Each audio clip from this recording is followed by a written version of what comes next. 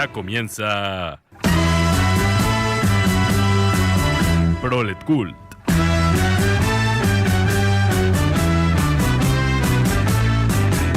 El motor de la historia.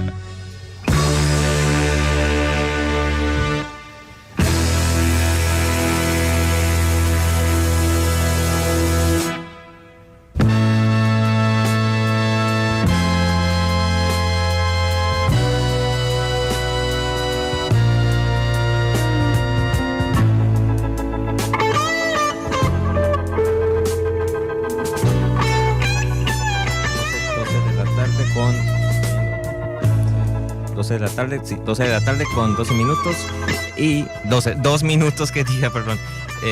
Y empezamos con esto que es Prolet Cult, el motor de la historia, a día 20 de diciembre de 2025.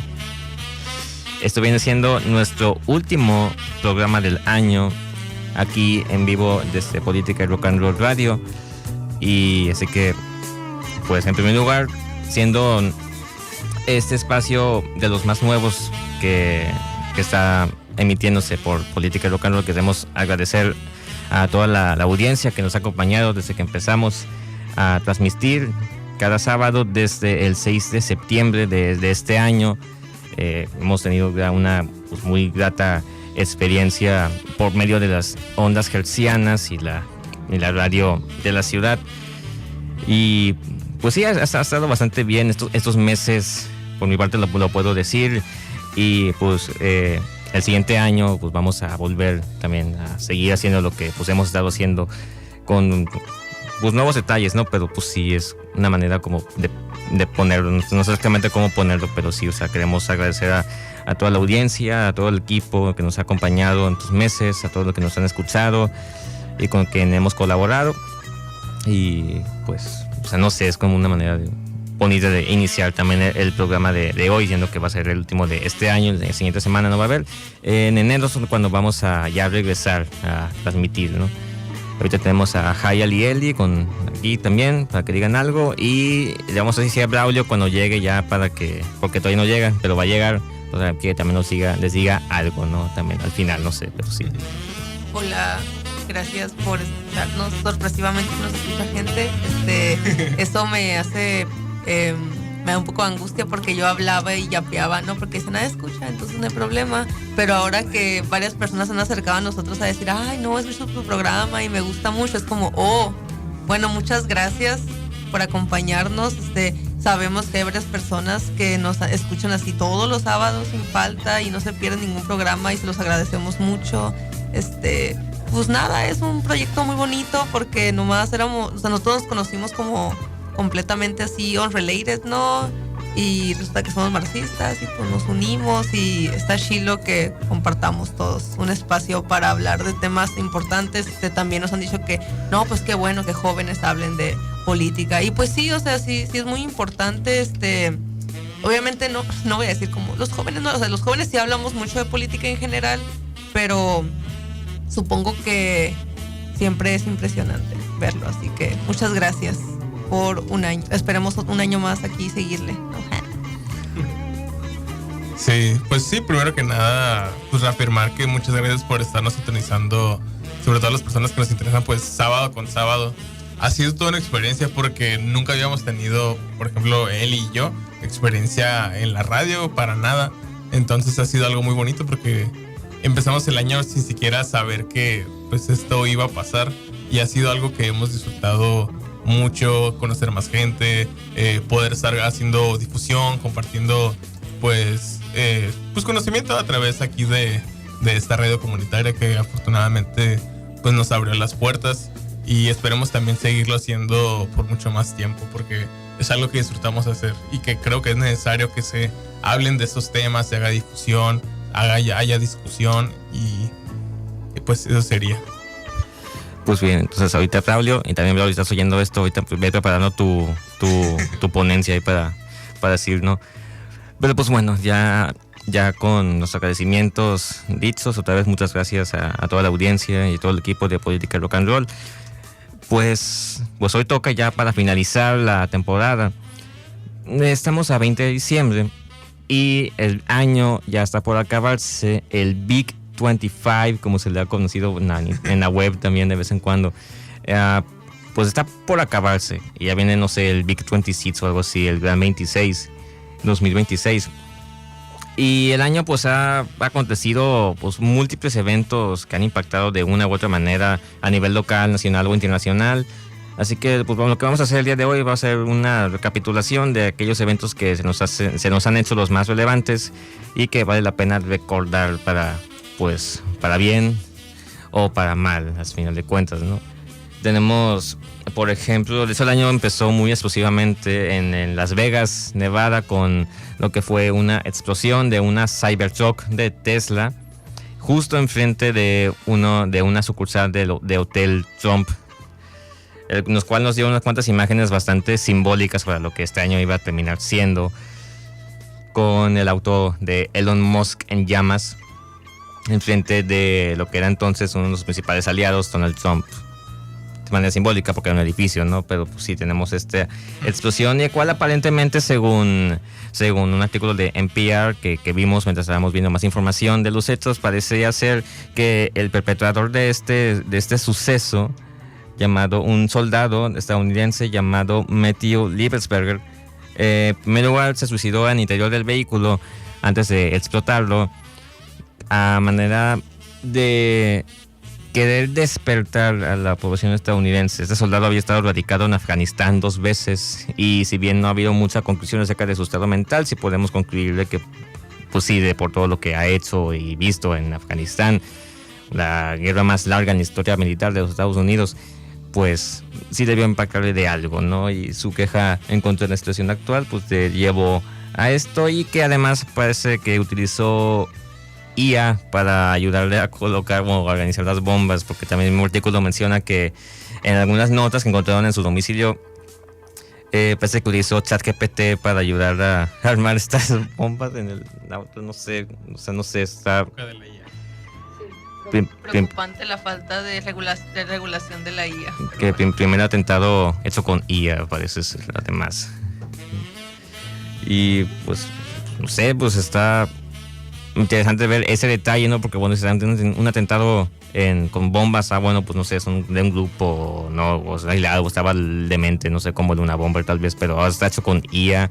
O sea, también hay que señalar que era soldado, así que realmente ya tenía experiencia con explosivos y así, ¿no? Pero pues para la manera de asegurarse de que sí estaban las cosas bien y en un vehículo que no es militar, pues está bastante peculiar el asunto. Sí, como digo, sobre todo es preocupante porque creo que ya de esos últimos años se ha hablado mucho de la IA, y como que, por ejemplo, bueno, también lo que pasó este año fue que la IA, la Gemini, ¿no? La de Google sacó un nuevo modelo, ¿no? Que ahora las imágenes son hiperrealistas. Ahora sí ya no se puede, ya no se puede diferenciar. Antes todavía se podía. Yo me acuerdo hace apenas unos 2-3 años, las imágenes de IA eran como las caras salían deformes o las manos, o sea, era muy obvio que era IA. Actualmente es imposible. Entonces sí nos hace preguntarnos como cuál es el límite de la IA, ¿no? O sea, es algo que ha ido súper rápido, porque creo que hace apenas, no sé, 5 años, creo que era impensable que la IA iba a terminar siendo lo que es ahorita. Y como que uno se pregunta, pues, ¿cuáles son los límites? O sea, no, o sea, te está ayudando a hacer un atentado, ¿no? O sea, ¿cuáles son los límites, no? Sí, la verdad es que es muy preocupante, o sea, todo el tema de la IA, sobre todo algo de lo que había estado leyendo pues recientemente, es como gracias a que ahora es, como decías, o sea, no es posible diferenciarla, se presta mucho a la desinformación y a manipular ciertos discursos en internet. O sea, se crean imágenes, la gente realmente cree que son verdad y se difunden y se va creando como toda una cadena de esta desinformación, y se van alimentando pues mayormente pues por ejemplo discursos de odio y como todo este tipo de pensamiento, y es como muy bizarro el pensar que todo esto viene en parte alimentado con el uso que se le da a la inteligencia artificial, que está pues al alcance de casi cualquiera. O sea, está muy poco regulado, y que es algo pues sí que, o sea, que puede evolucionar aún más y puede traer aún más peligros. O sea, pues sí, porque tenemos ya otros ejemplos, como ahorita más recientemente la cuestión, esa polémica que hubo con referente a un panadero europeo que estaba en México y que parece que insultó un poco la harina mexicana y que surgió una imagen generada con ella sobre su supuesta panadería vandalizada y grafiteada con imágenes de bolillos, esos con graffiti, la cual resultó ser generada precisamente con inteligencia artificial y todo, pero la imagen aún así se divulgó como si fuera real, porque aparte de que sí se veía realista, pues sí alimentaba pues esta cuestión, ¿no? de la polémica, avivar la polémica más todavía de lo que ya estaba, lo cual pues sí nos demuestra que pues a partir de aquí ya estamos hablando de una herramienta que está siendo utilizada de la peor manera posible y que no nos va a permitir mucho distinguir qué es lo real, qué es lo falso o con qué motivo se acaba de hacer esta imagen o estos textos, otros videos también. ¿Verdad? La era de la posverdad, como señalan bien, sí. Y pues no sé, o sea, todo el mundo se imaginaba acá al Terminator o algo así, pero no, parece que simplemente el algoritmo y las imágenes seleccionadas con IA va a ser lo que nos va a hallar un paso más adelante acerca del fin del mundo, tal vez. No sé. Es peor de lo que imaginábamos. Sí.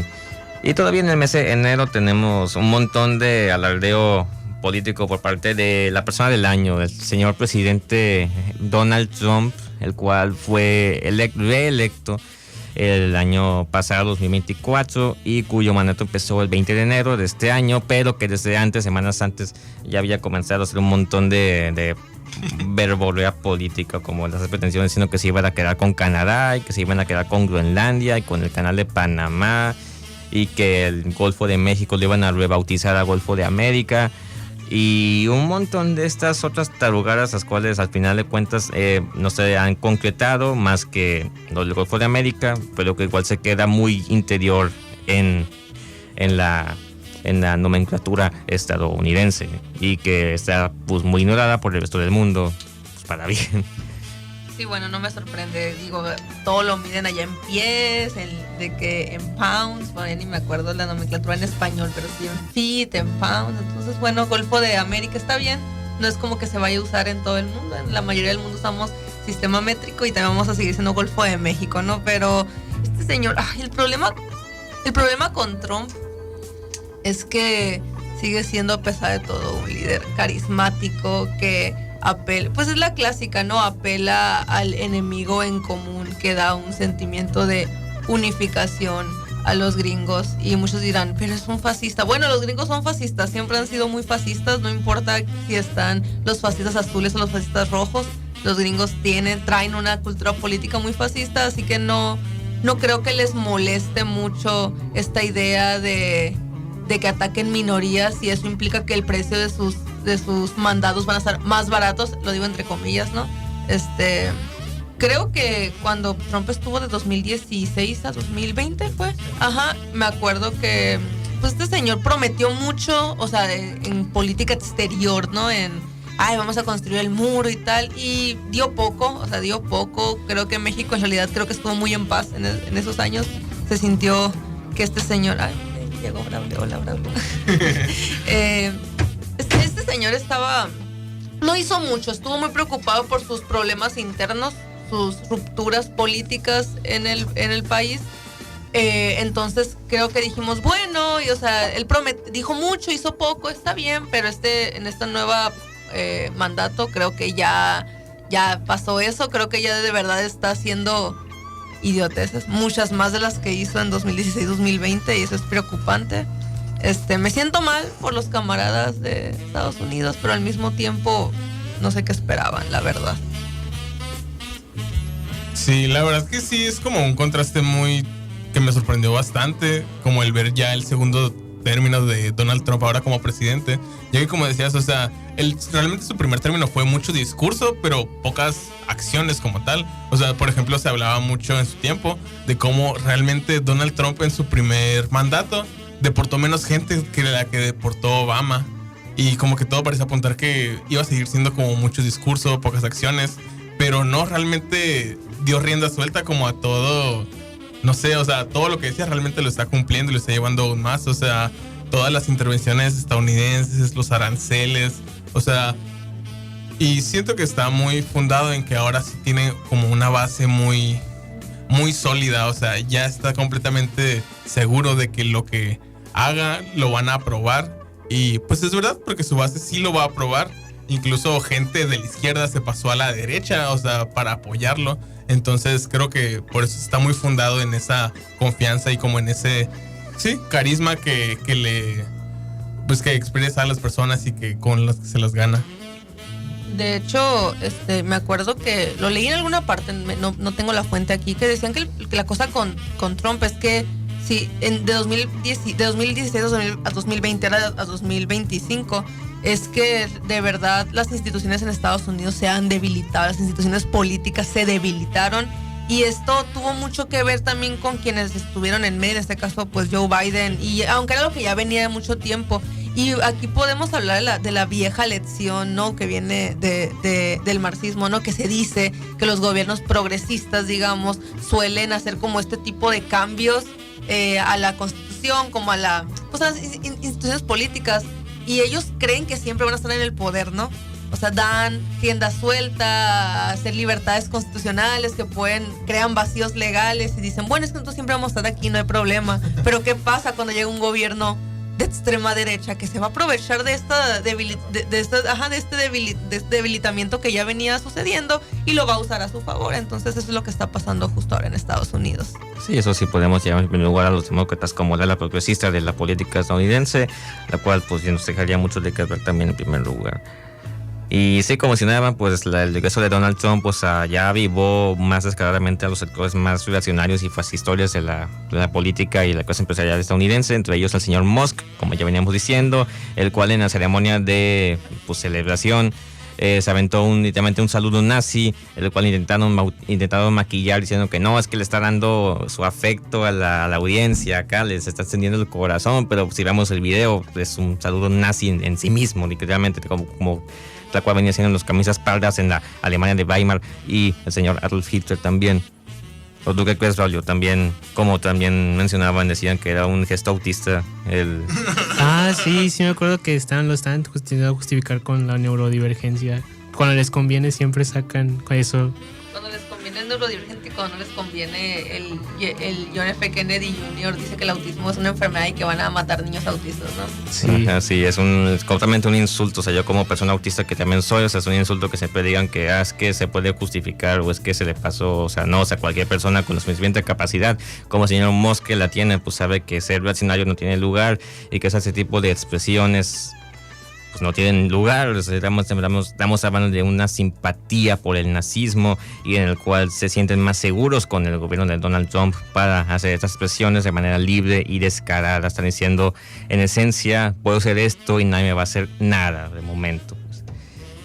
Avanzando ya al mes de marzo, pues tenemos dos sucesos interesantes uno a nivel global y uno a nivel más nacional, como la carta abierta del camarada Abdullah Öcalan, líder del Partido de los Trabajadores de Kurdistán, preso en una muy solitaria, que ni siquiera es prisión, es una base militar donde solo contiene una celda para él exclusivamente, en una isla en Turquía. Y pues bueno, lleva preso ahí desde el inicio de este siglo por su activismo a favor de la liberación nacional kurda en Turquía y en el resto de Oriente.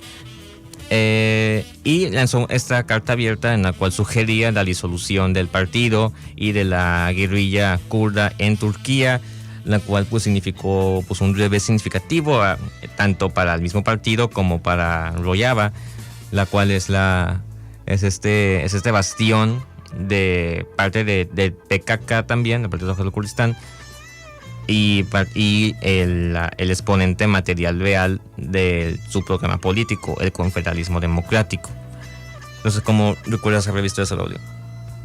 A mí no sé, siento que fue esas cosas como que te sorprenden porque suceden, como sabes en la parte detrás de tu mente que en algún momento iba a suceder alguna transformación de la guerrilla en Kurdistán, porque no creo que era, o sea, con el fin del año pasado de la guerra civil en Siria, como que eventualmente que iban a tener que rendirse, pero o sea, nunca imaginé que vendría por parte de él, o sea, pensé que vendría de la gente que está en Kurdistán, dicieron, pues bueno, vamos a intentar no sé, a ver qué podemos hacer con el nuevo gobierno, pero nunca esperé que viniera directamente de Otzalán. Otzalán. Sí, porque es que sí mencionó en la carta que ya se tenía que actualizar la lucha a condiciones más actuales y de maneras más democráticas y pacíficas. Es decir, y aunque hay algunos otros detalles al respecto, como en elementos más recientes diciendo que sí en las células en Turquía han depuesto las armas, pero que siguen presentes en otras regiones, como pues en Siria,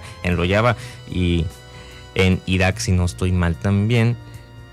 Pues hay algunos cuantos detalles. Sé que aquí, al menos en medios locales y de América, casi no llega información acerca de la guerrilla kurda, pero sí por medios europeos, turcos y por mismas redes kurdas sí nos está llegando información de que parece ser que el PKK se ha disuelto en Turquía, pero no ha dejado de ser pues una entidad móvil en el resto del Kurdistán, que está disperso en algo de Oriente, como en Turquía, en Siria, en Irán y en Irak. Lo cual, pues ya haremos también un análisis más completo, ya que es un tema bastante complejo, pero sí merece un análisis más completo la situación actual de la guerrilla kurda y el confederalismo democrático, ¿no? Pero sí para, pues, también que se conozca esta cuestión en esta parte del mundo, pues sí lo vamos mencionando también. Más adelante, igual en este mes, tuvimos un evento que fue bastante impactante. Estamos hablando de la revelación del interior del Rancho Izaguirre, el cual sí fue sumamente... Al menos a mí sí me pegó bastante la nota ver, o sea, el modus operandi de cómo opera el crimen organizado para que pues atraer a los jóvenes y luego ya van y ya no vuelven a salir de ahí de una u otra manera, o no salen de la misma manera como entraron, o de plano no salen, ya que también se había revelado que también funcionaba como un campo de exterminio para todos aquellos que no les eran útiles a las fuerzas del narcotráfico. Así que no sé cómo se sintieron ustedes cuando sucedió eso. Yo recuerdo que alguien también hizo un análisis, no sé si fue la página de Política Básica, quizá, no sé, no quiero errar, que dijeron que el Rancho Izaguirre revelaba algo que muchas personas que estudian y que hablan de narcotráfico ya lo venían diciendo de hace años, pero creo que el discurso como popular, y me incluyo ahí, tal vez no sé si lo creíamos o al menos no lo teníamos tanto en nuestro imaginario, que rompe con esta vieja narrativa de, bueno, si los agarraron y los mataron y los levantaron, en algo estaban, ¿no? Es que por algo, ¿no? Ay, es que los jóvenes ya por culpa de los narcocorridos y por culpa de la cultura del narco ya se quieren meter, son bien alucines, piensan que ya van a ganar dinero y poder, y mira cómo terminan, qué tontos, porque hacen eso, porque romantizamos el narco y tal, ¿no? Se creía que las personas que estaban en el crimen organizado debía ser porque lo decidieron y porque eran unos alucines por culpa de la cultura del narco, ¿no? Y que si terminaban muertos, pues era su culpa, ¿no? Porque porque se meten ahí, ¿no? Si ya sabían cómo iban a terminar. Pero pues esto rompe con la narrativa, porque ahora resulta que pareciera ser que ya la mayoría del reclutamiento del crimen organizado en algunas partes de México ya no es voluntario, ¿no? Ya los jóvenes los traen con falsas promesas de trabajo, ¿no? De un futuro, cosa muy natural, ¿no? Porque pues vivimos en un país muy precarizado y y sin ellos saberlo, pues los obligan a ser parte del crimen organizado. Y esto era algo, como digo, que ya se venía diciendo, que no necesariamente todos están ahí por decisión propia, pero creo que era algo que realmente no nos había caído el 20, yo creo que como sociedad en general, hasta que sucedió lo del Rancho Izaguirre. Bueno, al menos en mi caso fue así, porque hasta yo misma era como, bueno, pero yo creo que la mayoría igual lo hacen, pero no, de verdad pareciera ser que en algunas partes de México el reclutamiento voluntario ya ha pasado, ya no es el modus operandi, sino realmente el obligar, ¿no? Cosa que tiene mucho sentido, ya que incluso, yo lo digo porque una vez llevé una clase de demografía. En México hay un problema demográfico, es real, ¿no? Los hombres entre los 35 y los 45 años, o sea, realmente hay un problema demográfico en México, están muertos, o sea, están completos, o sea, hay un bajón, o sea, de verdad. ¿Por qué? Porque fueron justo los años donde el narco estuvo muy fuerte aquí, de verdad. Es impresionante la cantidad de, especialmente hombres, como digo, en esos rangos de edad que se murieron, o sea, que no están vivos ahora mismo, o sea, eso creo que si uno lo ve desde el punto de vista demográfico se da cuenta de lo grave, o sea, grave que es el problema del crimen organizado. Tanto así que altera, o sea, la línea ahí demográfica de la población, hombres y mujeres, esas proporciones, está completamente arruinada en ese rango de edad por las muertes que se ha llevado. Así de grave es. Eso no lo sabía. Sí, es Cañón. muy fuerte. Y pues sí, tenemos que ya se puede ver el desbalance en la población, ya de tantos años que se ha extendido la guerra contra el narcotráfico, y que a pesar de la supuesta estrategia de abrazos no balazos que intentaba contrarrestar esta masacre diaria entre militares y narcotraficantes, pues todavía no hemos tenido una resolución plena acerca de este problema, el cual ya parece también una institución extraoficial del Estado mexicano como tal, sabiendo que también están en algunos casos coludidos y colaborando con el crimen organizado. Pero también no podemos quedarnos todavía en este detalle, sino que también tenemos otros problemas a nivel nacional y más que nada local, en los cuales también tuvieron mucho énfasis en este año, al siguiente mes, abril. Al menos es donde más o menos podemos comenzar a fechar las primeras expresiones de descontento acerca sobre el plan hídrico en Sonora, el cual ya hemos comentado aquí en un episodio en el que le dedicamos completo el tiempo a analizar el plan hídrico y el despojo y la privatización del agua y cómo es que nos va a afectar a todos en un momento más cercano o más lejano.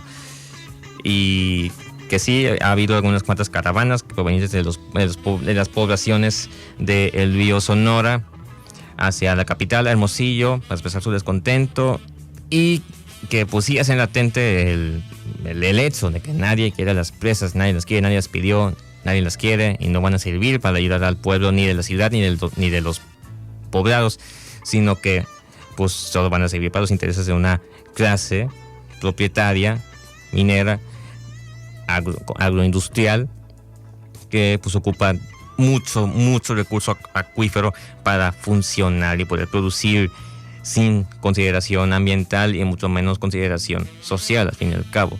Todavía está pendiente la supuesta consulta popular, que se ha dicho que es lo que nos va a decir si se hace o si no se hace, lo cual es un cinismo absoluto, viendo que ya se puede ver todo el descontento y que nadie la va a aprobar realmente, porque tenemos que hacer esto para decir que no a las presas.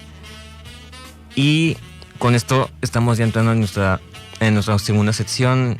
Todo esto pues nos deja muchos matices, muchas vertientes, muchas cuestiones pendientes, y que este año nos ha hecho pues recordar que ahí existen en múltiples lados, múltiples secciones de la sociedad, y es todo muy confuso. Así que pues vamos a pasar con esta canción muy oportuna de Genesis, el clásico Land of Confusion. Estamos en el culto del motor de la historia. Quédense con nosotros.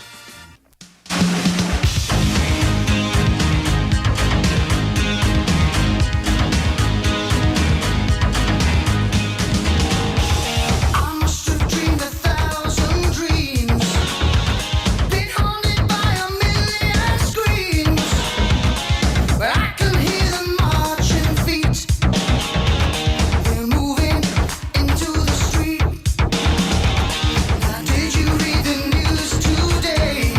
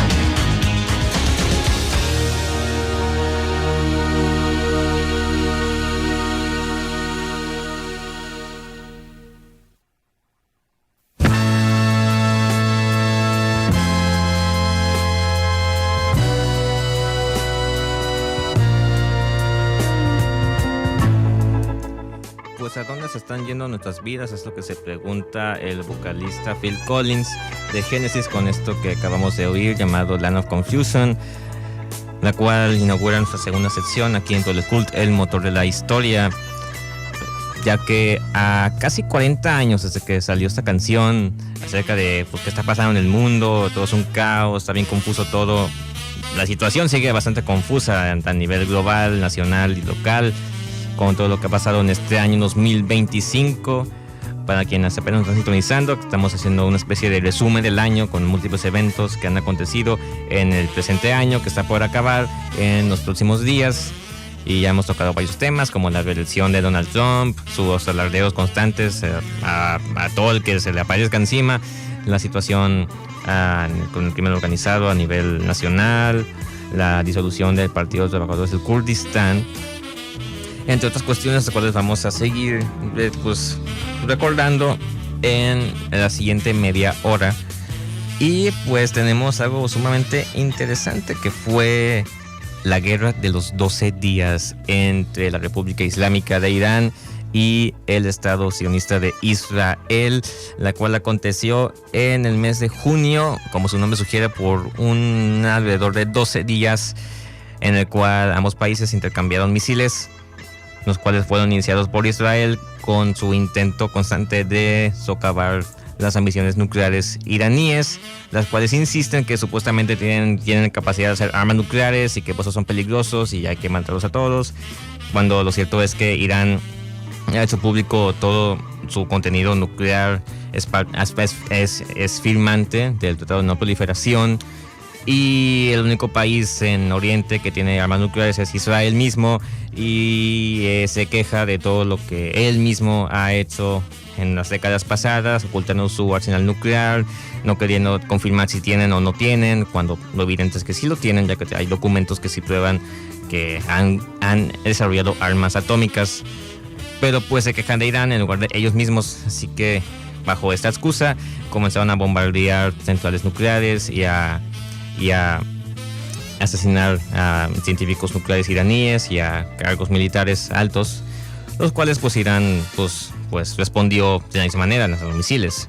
Algunos fueron interceptados por el infame domo de hierro israelí, pero ya está demostrando sus limitantes, ya que algunos misiles sí lograron impactar en las ciudades en Israel, la cual pues también condenamos la violencia a nivel internacional, pero pues lo cierto es que pues Israel, pues qué se podía esperar al andar como siempre de belicoso en la región. Y aunque no podemos hablar de un avance significativo a favor del pueblo palestino, que hasta el día de hoy continúa sufriendo de bombardeos, de asesinatos masivos por parte de las fuerzas sionistas en Gaza y en Cisjordania, pero pues la guerra de los 12 días fue algo muy interesante, ya que yo recuerdo que estábamos hablando con sucedió que sí estaba interesante ver, o sea, que ya se le llame una guerra de esa manera, o sea, no guerra entre país y país, como guerra Rusia o ucraniana, sino guerra de los 12 días. O sea, es un nombre único. Está chido. Como en los viejos tiempos. Como en los viejos tiempos. Sí, como de que la guerra de los 40 días, la guerra de los, no sé, pero a mí se me hace curioso que cuando Irán se peleó con Israel, lo primero que yo pensé fue raro, porque creo que uno de los como cúpulos ahí de sionismo más fuertes es en Irán. O sea, en Irán hay mucho sionismo, o sea, por alguna razón. Bueno, sí sé por qué, porque como detestan la ley Sharia en Irán, dice, no, pues odio que me obliguen a seguir las reglas, ¿no?, del Islam. Entonces, por lo tanto, Israel debe ser una buena potencia democrática. Entonces, cuando se pelearon, se me hizo tan curioso porque Irán era, o sea, mucho tiempo como a nivel diplomático fue tal vez algo, no tanto por el gobierno, porque el gobierno obviamente, al ser un gobierno islámico, claramente detesta el sionismo, pero los ciudadanos, la masa iraní era como un buen punto de apoyo a Israel. Entonces, cuando se pelearon, de pronto fue como extraño, ¿no? Pero pues está bien, ¿no? A mí me llamó la atención en Irán, de que, por ejemplo, de que si daban, de que, por ejemplo, la gente, o sea, de que daban órdenes de que se interrumpía y perdón. No. Ah, bueno. No sé por qué me quedé pensando, bueno, no importa. De que tenían que ir a trabajar todavía, de que, ok, están bombardeando nuestro país, pero Sí. hay que chambear. pero Sí. tienes que venir a trabajar mañana. sí me enteré de eso, de que tienes que venir a chambear. Sí, se me hizo como de que... ¿Qué? Está muy... O sea, es como... O sea, estuvo... No vamos a admitir que sí fue, o sea, que... O sea, que para mucha gente, o sea, especialmente la gente que, o sea, que está sufriendo, o sea, el genocidio de Israel sí fue como algo bueno, ¿no? O sea, que... No bueno, pero sí fue algo reivindicativo que hayan que hayan hecho que había habido un ataque, ¿no? Al Israel. Y, o sea, sí lo entendemos. Y tampoco tampoco vamos a condenarlo, pero obviamente que Irán sigue siendo un país, ¿no? O sea, una potencia que no tiene los intereses del pueblo en su mente, y si está dispuesto a hacer ese tipo de cosas de no, tienes que ir a trabajar aunque estén bombardeando nuestro país. Que los bajo el capitalismo. Sí. Sí, y bueno, y la lección, como siempre, es que mientras Israel exista, pues va a ser un agente desestabilizador en el área contra realmente pues todos sus vecinos, o sea, porque para eso es lo que existe, esta supuesta democracia en el Medio Oriente. Pero sí fue muy significativo como el que se pudiera, o sea, que se atravesara y se penetrara como este supuesto invencible domo de hierro. O sea, la verdad creo que sí como, o sea, fue algo simbólico de las capacidades de lo que, o sea, podría pasar. Podría pasar. Que no es la potencia realmente invencible, o sea, y que eso es lo que debemos aspirar, ¿no? De que pues sí, aparezca este ente sionista genocida. Sí, como decía el Mao Zedong hace muchos años, todos los imperialistas son tigres de papel, al fin y al cabo, ¿no? Sí. Ya le tocará su tiempo a Israel, aunque de momento pues tenemos que ver todo lo que continúa haciendo. En agosto, a nivel regional, América Latina, tuvimos una sorpresa, la cual es relevante también. El movimiento socialismo en Bolivia perdió las elecciones por primera vez en, si no me equivoco, casi 20 años. Ya no solo, pues Evo Morales ya estaba fuera de la escena, pero sí su sucesor perdió las elecciones ante un centro derechista, el cual ya comienza a hacer medidas pues de apogeo, y digo de apertura económica, las cuales se habían limitado bajo el gobierno de Morales y su sucesor. Y pues sí significó un revés significativo, ya que el moralismo, bueno, la manera adecuada de ponerlo, porque el moralismo también significa otra cosa, pero sí, de gobierno Evo moralista, sí, pues sí, junto con el gobierno de Hugo Chávez, sí marcó parte de los protagonistas de la llamada ola rosa latinoamericana progresista, y que pues hoy ya vemos ya que está muy, muy rebasada, tanto por otras cuestiones que vamos a ver más adelante, pero si esa Bolivia ya, no es que le diga un adiós total al MAS, porque pues podría volver más adelante, ¿no? Pero pues sí sería como de esos periodos en los cuales llega un momento en el que se van a la retirada, se quedan en segundo plano y tienen que pasar quién sabe cuánto tiempo para que vuelvan a tener una dirección importante. Y en septiembre tuvimos en nuestro país el primer informe de la primera presidenta mujer de México, la doctora Claudia Sheinbaum Pardo, el cual pues para rememorar su primer año en la dirección del país, pues sí, pues, dijo, pues como debe de hacer, al fin y al cabo, no porque todos los presidentes lo han hecho, pero sí, al ser la primera presidenta mujer tuvo más relevancia. Su primer informe de gobierno, con el cual se destaca pues la reducción de la pobreza y la desigualdad a nivel nacional, que es algo que también podemos ir revisando con otras cuestiones, y el reconocimiento de pueblos indígenas y afromexicanos, que de hecho este año empezó siendo nombrado como el año de la mujer indígena, pues para, pues sí, precisamente rememorar pues a las mujeres indígenas, pues muy directo decirlo de esta manera, pero sí se suma a todos estos años simbólicos que se le dedican a un personaje o a una entidad, como el año de Pancho Villa, el año de Emiliano Zapata, de Torres Magón, y pues esta vez le tocó a las mujeres indígenas ser pues recordadas por el gobierno en lo superficial, ya que pues a nivel material real las poblaciones indígenas siguen muy olvidadas, si no es que de plano antagonizadas por los gobiernos, si no al federal, al menos sí los locales, municipales, estatales,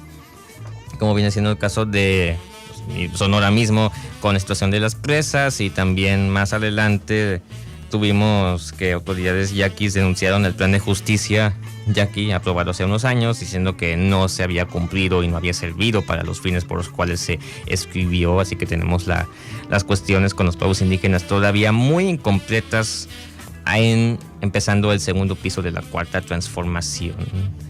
Sí, como siempre, pues muchos símbolos, muchas consignas del gobierno, pero realmente cuando ya se trata de transformar la realidad material, pues de todas estas personas oprimidas, pues realmente no se traduce a la realidad, y es algo que no ha cambiado y que probablemente no va a cambiar, porque a final de cuentas es un gobierno capitalista en este sistema burgués. Entonces, sí, realmente no había esperanzas de que hubiera como una mejoría, pero todo parece indicar que no va a ser así, y creo que es natural por la propia naturaleza del gobierno. Hay algo un poco detestable en que le hagan eso a las poblaciones originarias, o sea, cómo las saquean y no les importan sus derechos, pero al mismo tiempo ahí los ves con su bastón de mando, ¿no? Y haciendo sus rituales. Eso es apropiación cultural, primero que nadie, no sé cómo por qué como sociedad nos reconocemos que eso es apropiación cultural, ¿no? O sea, no porque lo haga la presidenta significa que esté bien, ¿no? O sea, toman como sus prácticas, las comercializan, las vuelven como una estética, ¿no? Pero al mismo tiempo las verdaderas poblaciones originarias siguen igual de marginadas que siempre, ¿no? Y mientras tanto en el Zócalo te pueden hacer una limpia indígena, entre comillas. Ve tú a saber de qué pueblo, de qué tradición, no, eso no importa, ¿no? Una limpia indígena, y las poblaciones originarias, pues ahí siguen, ¿no? Como siempre ha sido, ¿no? En realidad, las personas que no somos indígenas nos beneficiamos de esa marginalidad, ¿no? Entonces, los gobiernos no van a ceder en darles concesiones porque saben que esa marginalidad nos beneficia. Sí, así es, y en relación todavía con cuestiones que se pueden tildar de coloniales o así, pues tenemos todavía la situación en Gaza, la cual en este año pues tuvimos dos eventos significativos, los cuales fueron las flotillas masivas hacia Gaza, que partieron de Europa al Mediterráneo, de múltiples países que se fueron sumando a lo largo del camino. La primera fue la flotilla de la Libertad, que partió, sí, aquí lo tengo anotado, en julio, en el mes de julio, con su barco más reconocido, el Jandala, también entre la flotilla, la cual fue interceptada ilegalmente por la Armada israelí en aguas internacionales, impidiendo llegar la ayuda humanitaria urgente que necesita Gaza, pues al territorio palestino, la cual le siguió en septiembre por otra, la Global Subflotilla, en la cual pues también más barcos aún pues fueron en auxilio de Gaza.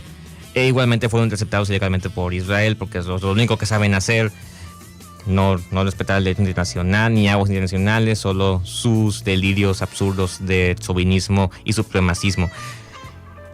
De hecho, en Azumut fue el intento que más cerca estuvo de llegar a Gaza. Uno de sus botes sí estuvo a muy pocas millas de Gaza, pero fue cuando pues los barcos de guerra israelíes nos interceptaron, nos arrestaron, luego nos deportaron de nuevo a Europa o a donde sea que debían de pertenecer la población internacional, porque eran múltiples.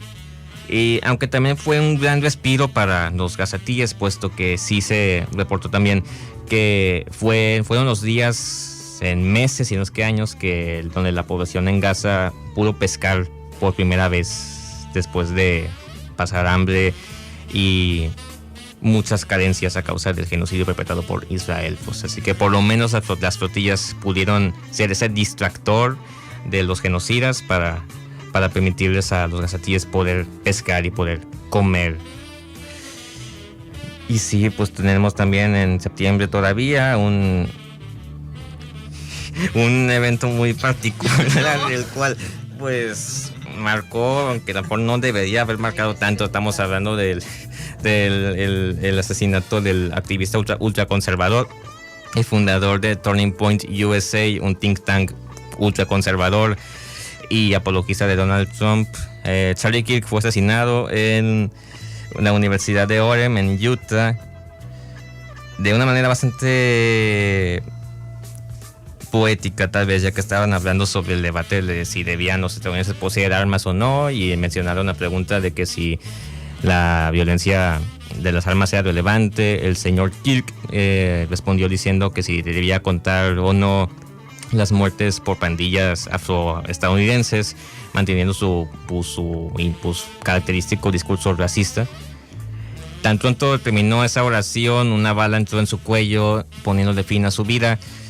Y a las masas conservadoras de Estados Unidos se ganaron un mártir, aunque lo cierto es que pues toda la carrera política de Charlie Kirk ha sido eclipsada por su asesinato, que se ha convertido, a lo mejor no debió haberlo hecho a fin de cuentas, ¿no? Pero sí en la web se ha convertido en un meme andante, y todo lo que se ve de Charlie Kirk es por un meme, por un video que nos recuerda que murió asesinado, y también señala la decadencia en la formalidad política en los Estados Unidos, al fin y al cabo, no sé. Sí, creo que también no pudo servir como mártir, porque la primera como narrativa que querían plantear es que había sido como un woke zurdo de Estados Unidos, pero realmente no era eso. O sea, era un sujeto que parecía más inclinarse a la derecha, y que eso nos muestra de lo fragmentada que también es la derecha, y de los actos que pueden llegar a ser incluso entre ellos, como matarse. Y sí, o sea, creo que realmente por eso no pudo prosperar su figura de mártir, y terminó convirtiéndose como en, pues sí, o sea, en un tipo de burla, realmente, en sus propios círculos derechistas. Él mismo dijo que estaba dispuesto a morir para defender la enmienda a favor de las armas. ¿Fue de las 5? Bueno, a lo mejor es que Bueno, el tweet donde dice sí, que estaría dispuesto a que unos cuantos niños murieran en tiroteos verdad. Escolares para defender la Sí, segunda enmienda. Y ahora le tocó a él. Dijo que más bien estaba dispuesto a que hubiera daño colateral. En el daño colateral creo que debería estar incluido él, ¿no? Él dijo, como el daño colateral es necesario para defender la enmienda, entonces digo, bueno, ahí está el daño colateral. No creo que le moleste que nos riamos un poquito a veces de algún meme que nos topemos por ahí. Supongo que sí, ya que, pues si yo todavía hay algo más serio, pues tenemos el levantamiento popular en Nepal de este año, el cual también causó mucho revuelo al ser a lo mejor el exponente más significativo de lo que fue la ola de protestas de la generación Z, que los medios se bautizaron de esta manera debido al carácter sumamente juvenil de estas protestas dirigidas por la generación joven y adultos jóvenes, ya que la más joven sería la que le sigue a la Z, pero ellos todavía son niños, así que pues no pueden organizar huelgas ni protestas en contra de gobiernos, así que pues no los contamos ahorita. Pero pues sí, tenemos el levantamiento popular en Nepal, que también le siguieron los de Marruecos, y que fueron después de otros en Kenia y en otros lugares del mundo, los cuales México también se quiso sumar de una manera sumamente particular, en primer lugar llamándose ellos mismos Generación Z, cuando ni en Nepal, ni en Marruecos, ni en ningún otro lado se llamaron Movimiento Z o Generación Z como tal. Ya tenemos también un capítulo dedicado a ese periodo, ¿no? Y Lo interesante de esas protestas fueron las primeras elecciones en Discord, ¿no? Sí. además las elecciones en Discord, en las cuales ahí fue como se decidió quién iba a estar a cargo de Nepal en los próximos años. A mí me dio risa, o sea, la reacción que hubo en otros países de que, es que la gente de que, güey, tenemos que hacer lo mismo que en Nepal. En Nepal fracasaron, no sé por qué quieren replicar eso, o sea, detuvieron las armas un día y las entregaron, o sea, no sé por qué toman eso como su modelo de lo que debemos hacer. Es como de que es que fue un momento, o sea, creo que son hoy en día muchas cosas en internet se interpretan como momentos de hype, o sea, momentos de aura que están curados, pero o sea, no analizan más a fondo de, o sea, lo que fue sucediendo. O sea, no estoy diciendo que las protestas en Nepal estuvieron mal, pero o sea, fueron espontáneas y no, o sea, no creo que deberían ser, o sea, revelan muchas cosas. Ajá, no tenían dirección. Pues sí, y pues eso fue lo que pasó en la Ciudad de México, en el estado del país, el cual no escribió orinar tampoco, ¿no? Y Que fue ahí Vicente Fox con su playera de One Piece. sí, este señor cuando ha visto anime, pero bueno. A nivel local también tuvimos otro evento sumamente cruento, el cual fue la explosión en Waldos. Ya estamos ya poco más de... cerca de cumplir ya 2 meses desde la explosión, en la cual se tuvo un saldo pues no tan leve. Y las tiendas Waldos sí parece ser que siguen cerradas hasta el día de hoy. Todavía no quieren dar muy bien la cara acerca de lo que pasó. Se dice que van a abrir, ya autorizaron que abrieran 2. Sí. Y 2. parece ser que para enero, febrero van a estar abiertas todas. Esto se dice. No se sabe muy bien aún. Pero pues todavía pues nada más va a poder recuperar las vidas que se perdieron y también lo que representa al fin y al cabo, ¿no? El completo descuido y negligencia, no solo por las empresas, sino también por los gobiernos, que son sus mejores compañeras y aliadas para este tipo de cuestiones. Y el cual, pues, nuestro aquí Braulio había escrito un artículo, el cual todavía lo pueden encontrar en nuestra página en Instagram, proletcult_radio. Ahí tenemos nuestro análisis más concreto de la cuestión en Waldos. Y pues ya cerrando lo que fue este año, tenemos el despliegue militar masivo en el Caribe por parte de la Armada estadounidense en contra de lo que ellos comenzaron a llamar narcoterroristas, dirigidos por el señor Nicolás Maduro en Caracas, Venezuela. Ya van, según CNN, hasta al día de ayer, porque el reporte salió ayer, van hasta el día de ayer al menos 99 asesinados en los bombardeos a lanchas en aguas cercanas a Venezuela, bajo la excusa de que es que son narcoterroristas. Pero no se ha otorgado ninguna prueba de que esta gente en realidad sea parte de algún cártel u organización criminal. Simplemente ven a cualquiera que esté pescando o que esté así nomás en el agua con unas lanzas y le dan un misilazo, se lo cargan, dicen que era un narco, dicen que era un terrorista y ya va un saldo de ejecuciones extrajudiciales tan significativo que las mismas organizaciones internacionales le han criticado al gobierno de Trump diciendo de que oye, ya párale. Pero pues Donald Trump ya está en su fase de que no le importa nada más que él mismo. Así que hasta que consigan lo que quieren con Venezuela, tal vez es donde ya le paren, tal vez. Sí, e incluso pues si no hay una declaración de guerra oficial de Estados Unidos, o sea, realmente todos los actos que ya están haciendo pues, parecen más bien una declaración de guerra. O sea, por ejemplo, también el 20% de la marina total de Estados Unidos ya está en la zona del Caribe. Entonces, creo que es muy claro que en cualquier momento, o sea, puede estallar porque la disposición ahí está, las fuerzas ahí están. Y pues sí, es algo como muy preocupante otra vez ver al imperialismo gringo interviniendo en todos lados y obviamente por sus propios intereses, que pues sí, es el petróleo, como sí suele ser. Petróleo que se supone que ellos les robaron a Trump. Yo no sé cómo se lo robaron, si está en su suelo, pero bueno. Pues sí, ya nos estamos aproximando al fin de nuestro último programa del año y todavía algunas cuestiones bastante interesantes como que la nueva Premio Nobel de la Paz venezolana María Corina Machado, opositora de Maduro, también está llamando abiertamente a bombardear Caracas con todo lo que tenga la potencia militar estadounidense, bastante en línea para una Nobel de la Paz. Y también el regreso de la ultraderecha en Chile con la elección de Kast en el país andino. Pero pues estamos acá muy cortos de tiempo para detallar eso, ¿no? Pero igual nos oponemos al belicismo y a la ultraderecha. Braulio, si quieres hacernos el favor de cerrar el programa con una despedida adecuada, y porque también es que todos dijimos aquí nuestros agradecimientos por oírnos por toda esa temporada, así que pues tú también. Pues, ¿qué puedo decir sobre el final del 2025? Fue un año... Creo que definitivamente el 2025 es el año que representa el mundo post pandemia. Creo que el mundo está intentando, o sea, creo que en general las potencias más grandes del mundo no saben muy bien a dónde está yendo a la situación.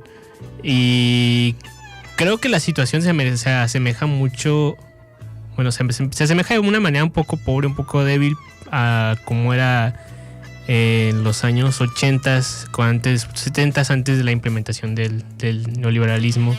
A lo mejor puede haber un cambio de paradigma en los siguientes años, pero tendremos que verlo. Así que yo creo que 2025 probablemente solo es el comienzo de algo del mundo, ¿no? Un punto de inflexión, sin duda alguna. Pues. ¿Y algo que quieras decirle a la audiencia antes de despedirnos por hasta enero?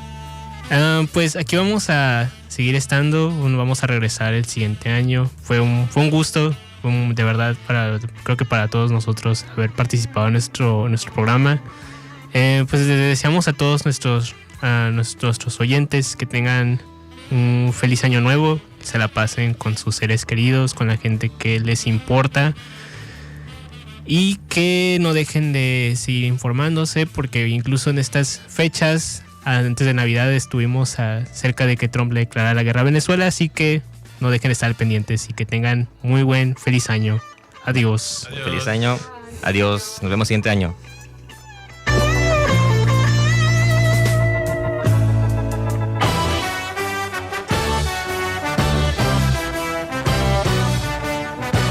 Aquí se despide Prolet Cool, el motor de la historia.